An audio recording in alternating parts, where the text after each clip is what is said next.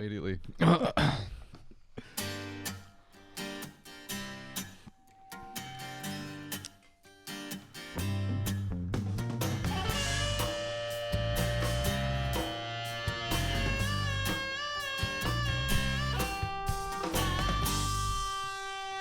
Good evening and welcome to the Joust. My name is Nagy. I'm here as always with my co-host Liam McNeil. Now, Liam, this is the day after State of Origin. It is always a fun and eventful day. Well, it was a very eventful night last night, obviously with the Blues coming away with the win and, many celebrations to be had. And I'm still in the jersey that I was wearing last night. I haven't taken it off.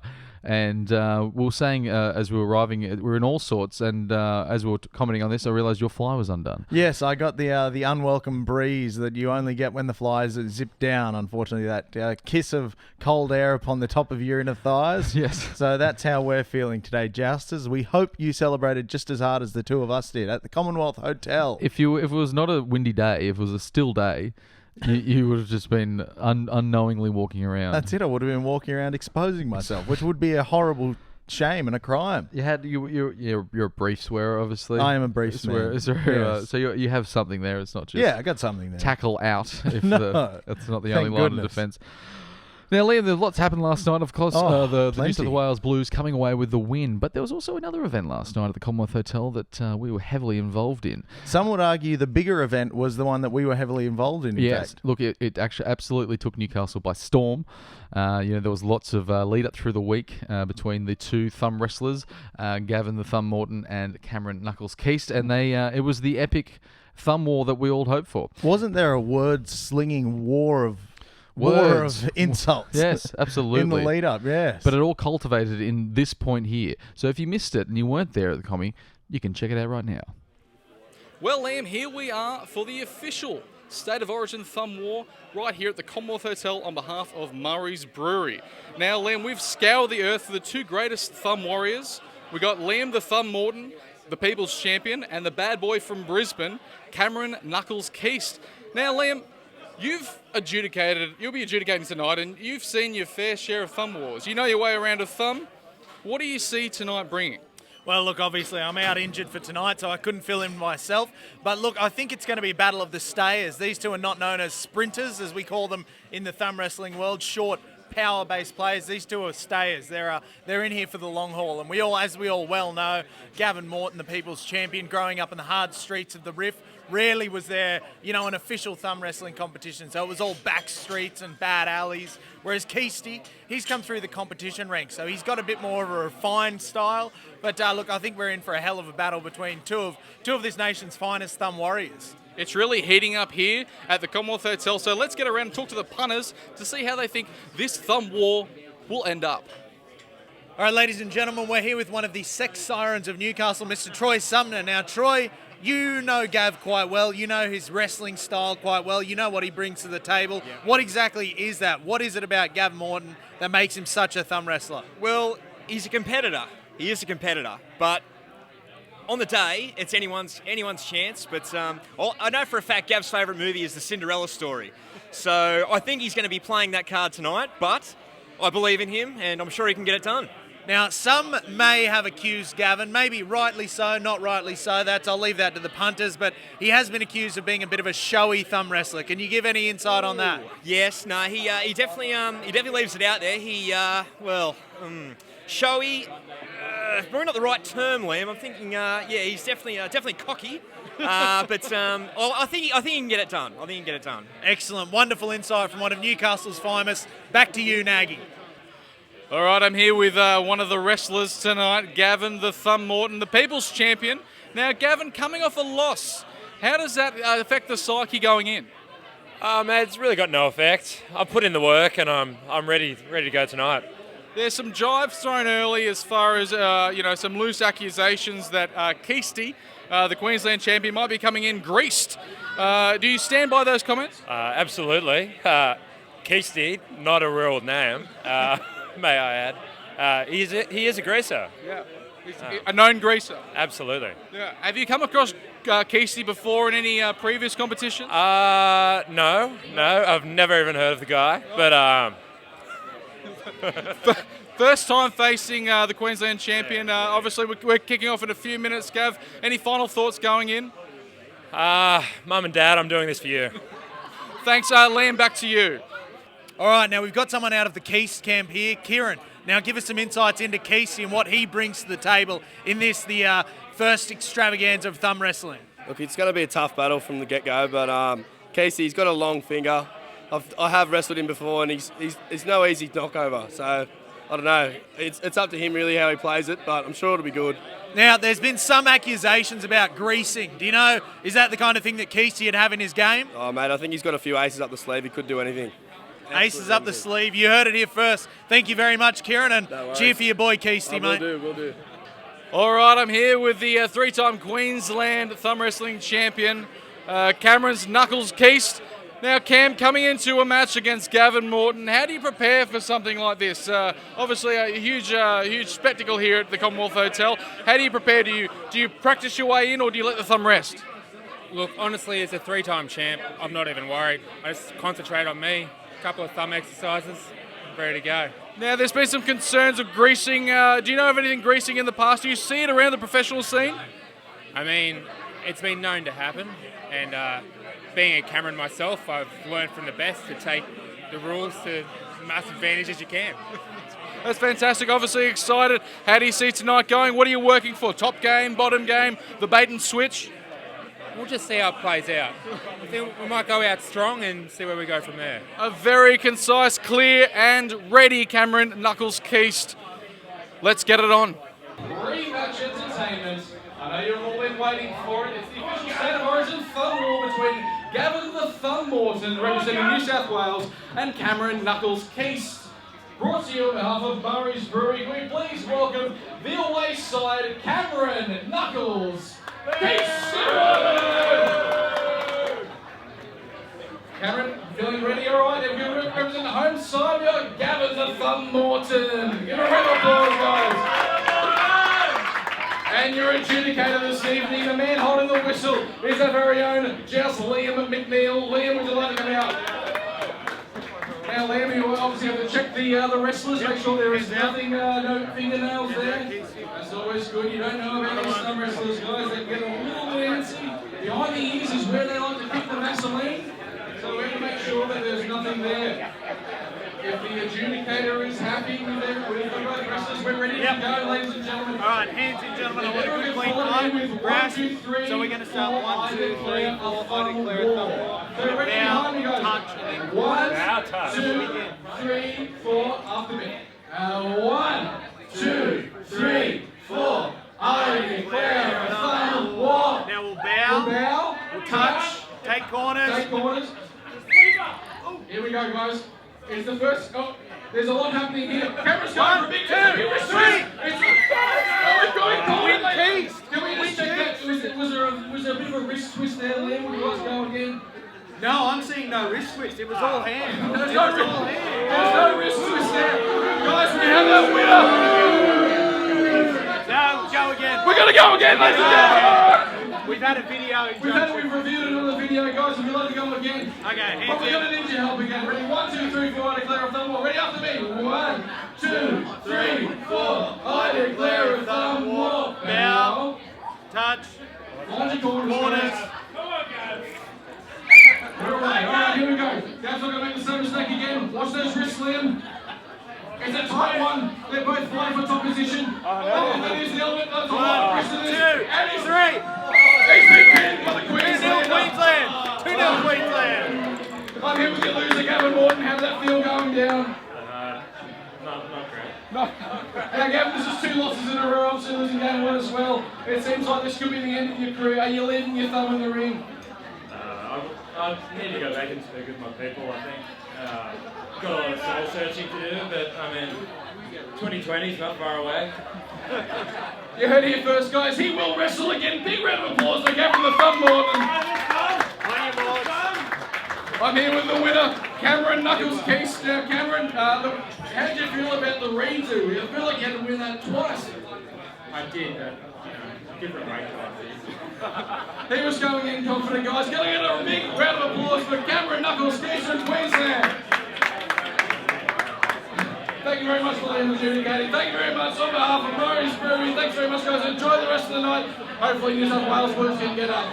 Thanks very much, guys. I'm here with your winner, Cameron Knuckles Keast, coming off the official State of Origin Thumb War. Now, Cameron, you walk away with a case of Murray's 262. How does it feel to be a winner once again? It's great, mate.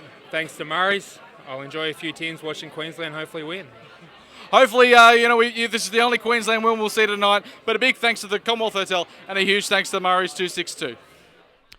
Wasn't that a wonderful time, Liam? It was an excellent time, and look, the two boys put on a hell of a good show. They're both well known for their thumb wrestling, and I think Feisty lads they were. the real winner at the end of the day was thumb wrestling itself. Yes. Thumb wrestling itself was the winner. Big thanks to the Commonwealth Hotel and big thanks to Murray's Brewery, with Cameron the Knuckles Keast walking away with a case of 262 for himself to enjoy at his leisure. Probably at the next watching sport at home, I would say. That's where I'll be enjoying it. Now, Liam, the game itself. Yes. The second event, we'll call it, on that night. Obviously, it was such a close one, came down to the wire, and I think everyone had that feeling of, oh no, this is happening again. I know, I definitely got that feeling that we've got so many times over the last decade where, Queensland just take it out just at the end. We get given hope, and we have hope thrown in our faces, only to be dashed upon the rocks of disappointment an hour and 25 minutes later. Yes. But it wasn't to be last night. No, it was such an interesting game. Just as a brief summary, obviously 8-8 at half time. Mm-hmm. Scores are locked. And then going out in the second half, New South Wales gets away to a 12-point lead, only for Queensland to chase it down in the last remaining 8 minutes or so. And then our very own Mitchell Pearce sends it wide. And a Blake Ferguson and Tedesco combination seals the game for New South Wales. It was absolutely incredible. Isn't it good to have a series-winning number 7 at Newcastle, which we haven't had since 05? 05. Well, we had Trent Hogginson in 15. But we got him after. Yeah. Okay, that's I mean, true. in the same year. Okay, in the same year. Yeah, in I the same year. I see. Yeah. Well, that's, who else was one? We've got a few of them now. Maybe it's just a Newcastle thing that we just got to inject more Newcastle players into the blue side. Well, it seemed to work this time. I think four reps across both teams were the most we've had in God knows how long. Could have been 5 with if Kalen wasn't injured. Could well have been. Liam, who was your standout for the State of Origin? My standout had to be James Tedesco. He was awarded the Player of the Series award, and he just showed in 10 Origins he's never had a bad one. I think it's safe to say at the Origin level he's never played a game below 9 out of 10, and this was no exception. He scored 2 tries, ran for 230 metres, and broke 10 tackles. I mean, the bloke, he's just become an Origin expert.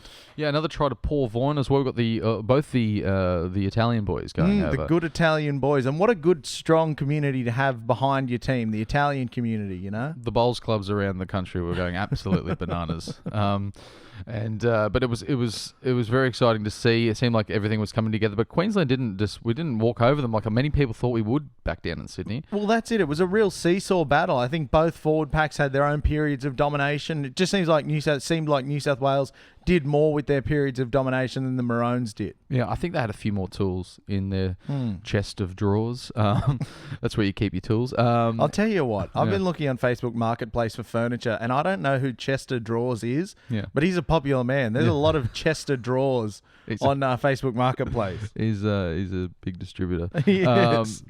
But for me, the hats off this week is Cameron Murray. Wasn't he astounding off the bench? A revelation he's been this season. Making breaks. He made a nice break, which led to points a bit later, and he looked like he had some wheels on him as well. I didn't picture that. And making the chase down and putting just getting fingertips on Corey Oates, I believe, down. It was. And just slowing him up enough for the cover defence. And that's the kind of, similar to what Frizzell did to Gagai, just wanting every bit of it and putting every ounce of effort in. And that's what we expected the Blues. I think that's what we've needed.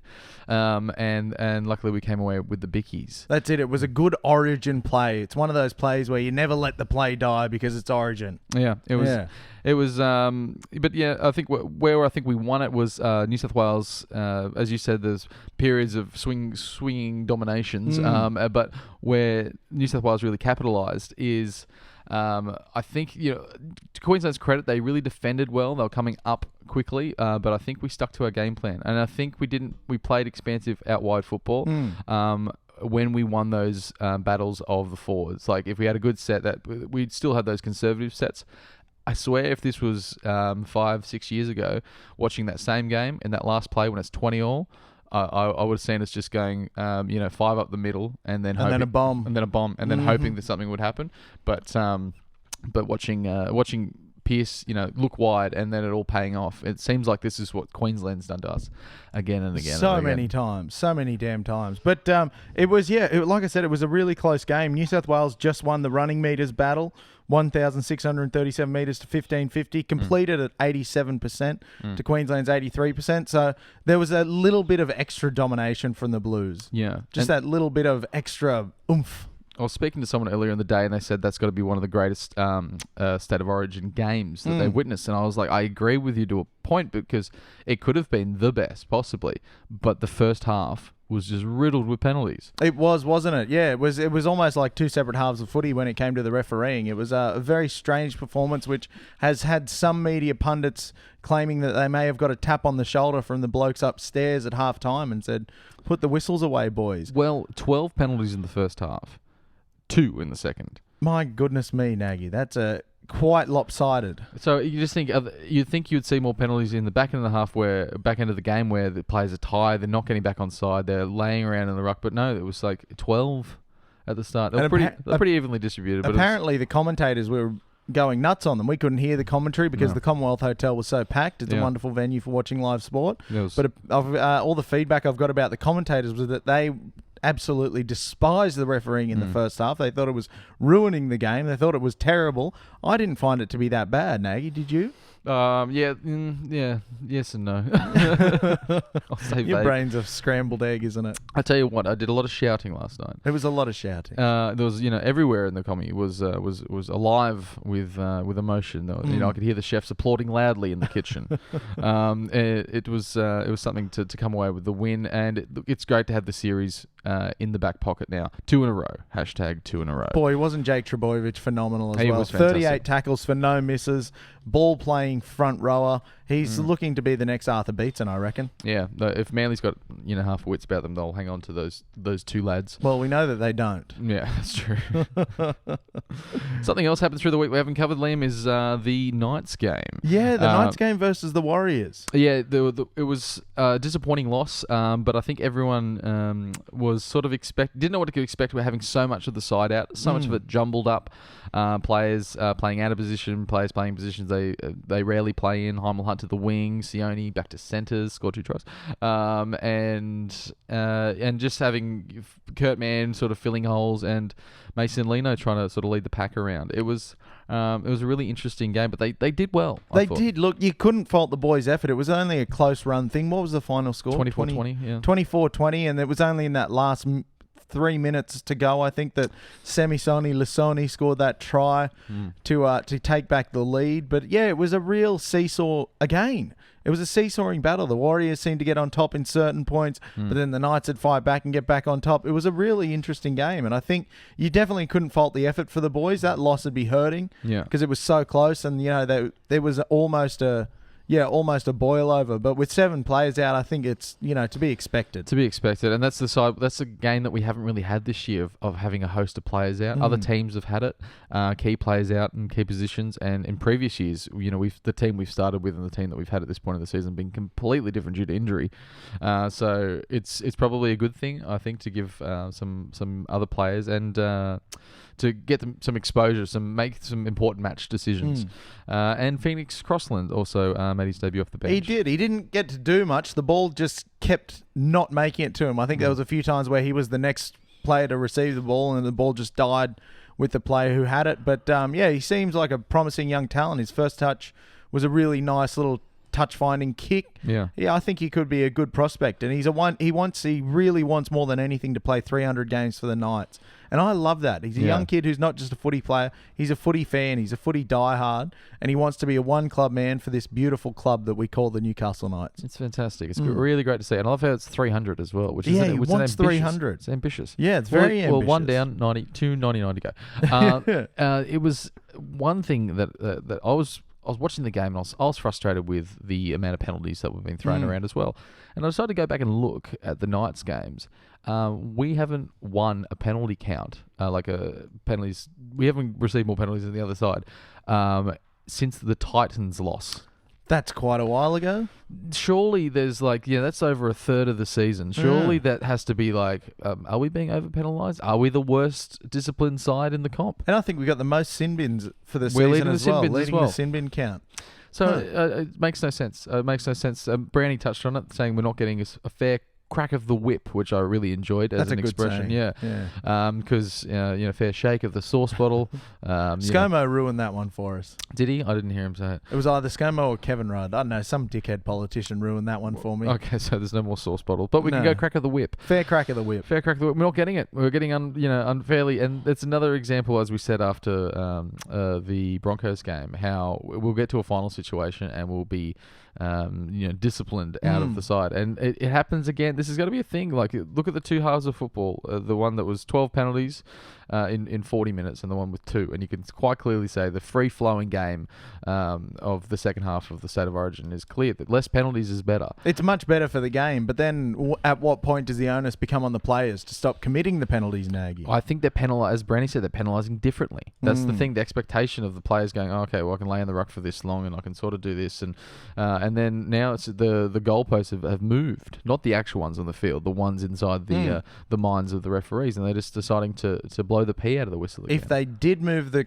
goalposts on the field, that's when I'd start to worry. That's when I'd start to worry. If there was a physical movement. If there was a physical movement of the goalpost from one place where they are to the next, that's when I'd start to worry. Well, we've got an important game coming up this week now, Liam. I forgot our hats off, Nagy. Hats off for the Warriors game. Hats off for the Warriors game. Chosen by you, the people. Chosen by the punters was Sione Mataudia. He got not 98% of the vote. He got 68% of the vote on Facebook, 60% on Twitter, 2 tries, 132 metres and 2 line breaks. And runner-up was Herman Sese with 32% of the Facebook vote, 31% of Twitter, 131 metres, 40 post-contact metres, 5 tackle busts. Yeah. He was immense. He really led that forward pack around because, again, young, inexperienced it was pretty experienced with Bure and Guerra in there. Yeah. But, he really took the mantle of the leading forward in the pack on that particular night. Josh Spiegelman, the Hebrew Hammer, highlighted his stats and said it was just an amazing effort from a guy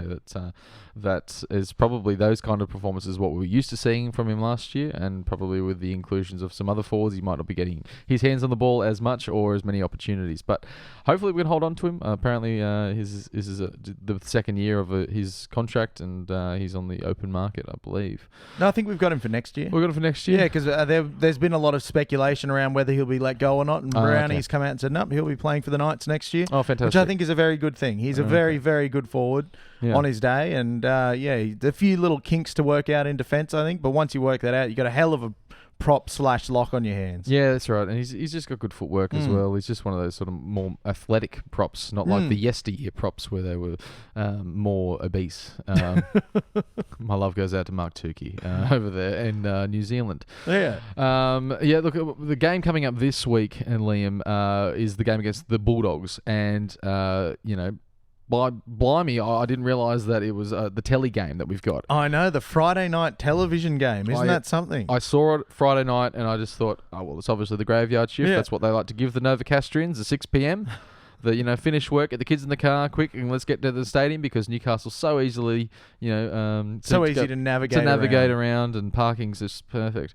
But then I had another look. I was like, no, it's the 10 to 8 game, the one on Channel 9, which you'd think when they were scheduling it, the Knights would have been in the middle of their many losses in a row, and the Bulldogs would have always also been in the middle of many losses, and then someone was like, "That's what the punters want to see." That's the TV game. That's the TV game. Couple of battlers. I'm glad they did. There's nothing the punters like more than a couple of battlers going at it, though. Let's be honest. Yeah.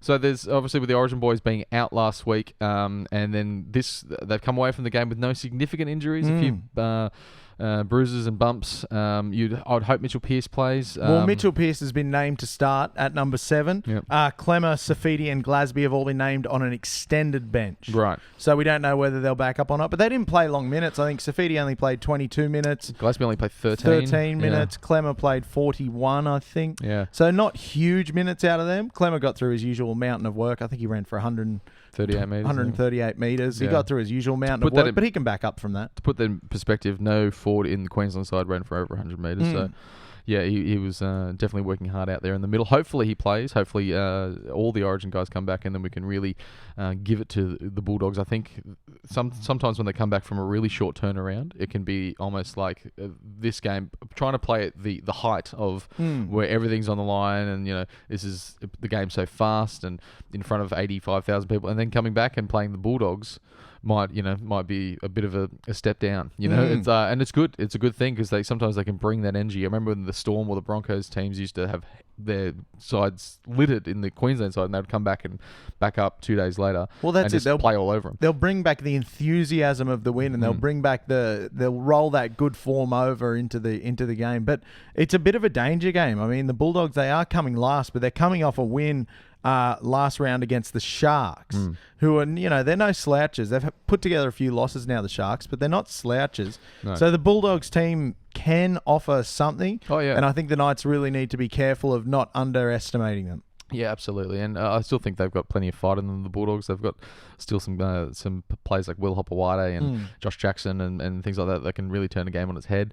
So hopefully we can come away with the Chockies, and I'll definitely be there as well, which is a rare thing for myself to manage to get down to the game. Wonderful news. I'm very much looking forward to it. William, speaking about news, is it time for the news? Time for the news.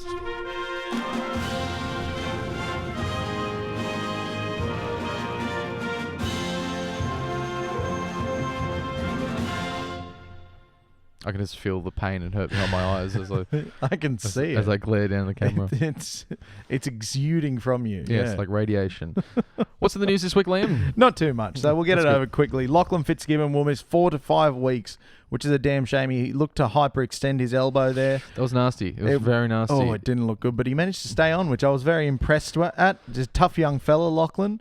But yeah, 4 to 5 weeks on the sideline for Lockie Fitz. It went well back past the 180, and because he was diving for a ball at his leg, and someone slid in behind him, and it was. But yeah, stayed on. Just had it strapped up like the gutsy old fella, like the magic sponge sort of thing, where everything could be healed with the magic sponge. Now, it's filled with opium. They didn't tell you. That's what they used to be able to do back in the days. Liquidized opium, man. Yeah. Now the next one, we've got a bit of a clip coming up. Now, this occurred in the Sharks versus Brisbane game on Sunday afternoon. One of the more interesting things I've seen in a rugby league game. Now, what we see here is Matt Lodge gets up holding the leg of Kyle Flanagan and then sweeps the leg. But what we didn't see was this fairly blatant knee to the head of Matt Lodge. Now, Kyle Flanagan has been charged with that, with a knee to the head, but he won't actually miss any games. He took the early guilty plea, which I think only incurs 75 points, so not enough points to actually miss a game. Who's that? So Kyle won't miss a game? Kyle Flanagan will not miss a game for kneeing a man in the head while he was on the ground.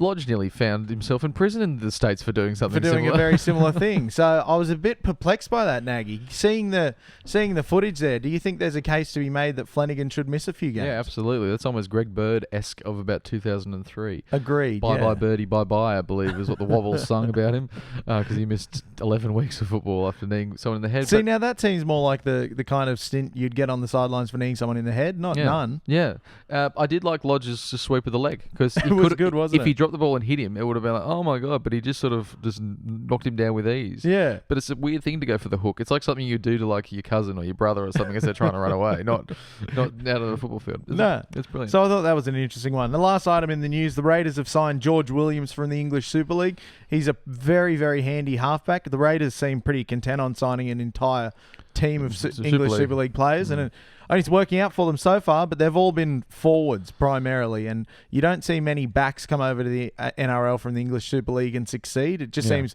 it's a much harder crossover to make. So I'll be interested to see how George Williams does down there at Canberra, because especially in the halves, we haven't really had any halves come down from England except Gary Widdop. Yeah. He's done Garfield. pretty well for himself. Garfield Widdop. Yeah. Garfield Widdop. Who was the guy that went over from Canberra with the goatee? And Blake Austin. Blake Austin. He is carving up He's over there. absolutely dominating. There's like whole montages of him just stepping through the line and scoring tries. That's it. I don't think they watch the NRL much. He's only played like 16 games over there, and there's montages dedicated to him. It's but that's apparently all you need to do is bit of speed and a bit of a step. Yeah, that's it for the news. Anything for else? this week. Well, it's better open your sack, Liam. I couldn't find the button. There it was. It was in front of you all along. This sack is the one you wanted to be open, unlike the one as we're walking up from the car. No, different sack. Different sack. All right, first question. Daniel Richmond asks, after such a great effort, short on depth, the only thing glaringly wrong in the last two games seems to be the 15 minutes post-half time. Why is it all going so wrong there? We're cursed with that. We've discussed this on the pod before, Daniel, that we think that Brownie is putting not no-dos. What's the opposite of no-dos? Rohypnol in the team Gatorade. So the first 15 minutes after half time. And the team bus hit a gypsy woman. And she cursed them. She cursed them all. But that seems like over the last 3 years, it's been a bit of a constant. The Knights coming out in the second half very lethargic and not switched on. Happened in 2017 in so many games. We were winning at halftime. Through I can't remember 10 or something of those games, and we just went on to lose. The second halves have never been our friend. They haven't, especially that first 10 or 15 minutes. So Daniel, even when Joey was playing, it was like that as well. We don't know why, Daniel. We can't work it out, but we'll get on to our men in the stats. We don't have the stats lab. Yeah, we'll put one together. Someone will tell us something about that, and then we'll know. But we don't know for now. Sorry, Daniel. Jesse Forbes asks, what are your thoughts on the long-term 5'8" option? Man and Lino offer different strengths at 5'8". Personally, like to see Lino remain in the position as he has a solid kicking game, passing game, and goal kicking. Yeah, no, I like it. I think he had his last few games have been really good. He's really stepped up as well. He kind of had to step up and be yeah. the dominant half with Pearce out for a little bit here, and I think Lino's really stepped up. But Kurt Mann has too. Yeah. I think Kurt Mann's been playing fantastically. He's been kind of filling in that Kalen Ponga role of skipping to the outside on the left hand, and he set up a few tries. I think he's having a ripper. So it's a handy problem to have, deciding which of those two you want to play at 5'8". It's going to be interesting to see what Lino's like with Pearce as well. They've only played a handful of games together, and sometimes I feel like maybe Pearce pushes Lino out of the game a little bit. I think Pearce plays the best with like another running sort of 5'8", and I think Lino's more of a your structured half, so similar to Pearce in that sense. So I don't know. We'll see if they can work together. To that end, I'd love to see Kurt Mann stay in the 6. I think he's earned it. He's earned it. He's done well. Mason might have to bide his time in reserve grade for a bit, which is a shame because he also has been playing very well. Can kick a goal. But can kick a goal too. Yeah, he very good. Booting them from everywhere on the weekend. Mark Baker asks, regardless of this weekend's result, should State of Origin be moved to the end of the season in order to reduce the risk to feeder clubs through Origin duties and subsequent injury incurred during representation duties? Yes. I think about this often, and because I don't like how it upsets the season so much. It is the highlight of the season, though. Oh, absolutely. I think the only way it would work is if you shortened the season. You play every team once, so you return it with 16 rounds. I guess that would happen. 15 if there's 16 teams. I don't know. We'll go with 15. I'm not in a mathematical mood. And then at the end of it, then you have your rep tours and you have your State of Origins, and you pick the players out after the grand final's already been done. The only problem I see with that, Nagy, now not every team makes the grand final, and a number of players will be picked from teams that haven't played in 3 or 4 weeks. Yep. So then you've got these players coming in a bit not out of form, underdone. Fresh. They'll be fresh. You reckon? Yeah, I don't know. I think they would have put on a bit of Christmas weight. Well, it will be once the season's finished. I just think something needs to change because Origin's lovely, but now it's over and everyone sort of glances back at the ladder now, going, "Oh, how many games do we need to win to make the finals?" I think Origin's become a victim of its own success, though. There's all this talk about where you should move it, why you should move it. It's so big. It's this enormous monolithic giant that it kind of doesn't fit anywhere because it's so big, and they seem to be trying to find the right spot, but just They seem to have settled on the right spot. I think it's in the right spot now. They know it sells, so that's the unfortunate thing and why they take it to new places, because they're like, it will sell here as well. Yeah, and it's I a mean, spectacle. The whole losing players thing, you've just got to look at that as a bit of a compliment to the club that you've got players good enough. This is something we didn't used to. Well, we forgot what it felt like at the Knights. Yeah. You know, growing up, we always had plenty of players in the Origin sides, and you know, the last decade's been very barren, so you kind of forget what it's like to lose players. But when you do lose them, I just like to see it as, well, that just means we've got great players at the club, and you know, I think that's the price you pay. Yeah, mind you, if Kalen Ponga played in Game 3 and then like did his ACL, I'd be cursing the thing. I wouldn't, you know, it's... Now, Daniel Turner asks, how does our depth look after the weekend? Pretty damn good, Daniel. Best as have been in years. The depth signings of people like Mann, Lino, even like someone said Edric Lee was, but obviously he's found his... Heimel Hunt was a depth signing, and he's been one of our best so far this year. All those players have stepped up when we've needed them, when there's been injuries and suspension. So, yeah, I think we're in a good spot. If we can just get the younger crop sort of coming through at the same time, I think everything should complement each other. And with the long-term signings of people like Ponga, Pearce and Clemmer, we've got a good structure. It's all falling into place. Now, last question. This one comes from Liam Jones, and I've included this because I figured this would be a question you can answer today specifically. Struggling with a post-beers headache, Panadol or Nurofen? Okay. So I've been told that that because Nurofen's more of just an anti-inflammatory, it shouldn't really be used in that sense for headaches. Panadol will be better. Okay. I was told. But then again, the amount of people that I've met that pull me aside like it's some witch doctor secret and say, you take one of each. Like it's an old family recipe. and it's always, I'm like, is it really? Like, in the end, it's like a headache's usually pretty, like, it's never like something that's gripping your brain. It's just an occasional pain bounce, and then when they go away, it's sort of hard to know, was it going to go away anyway, or it's such a minor pain relief, if you know what I mean. Yeah, absolutely. You could probably, if you didn't take it and then it just got better, or if you took it and you forgot you took it and got better, it just would feel the same, I think. To me, I just avoid both. I just hit up my soda stream, get some nice fresh bubbled water beside my bed, and sleep. Sleep does help. Yeah, when you got the grog horrors, as we all do today for very good reasons. Very good reasons. Struggled through, Liam. We've made it on the other side. Thank you all for joining us on the Joust. If you like the Joust, please like us on Snapchat. No, we're not there. Just like us on Snapchat anyway. SoundCloud, iTunes, Facebook, YouTube, Twitter.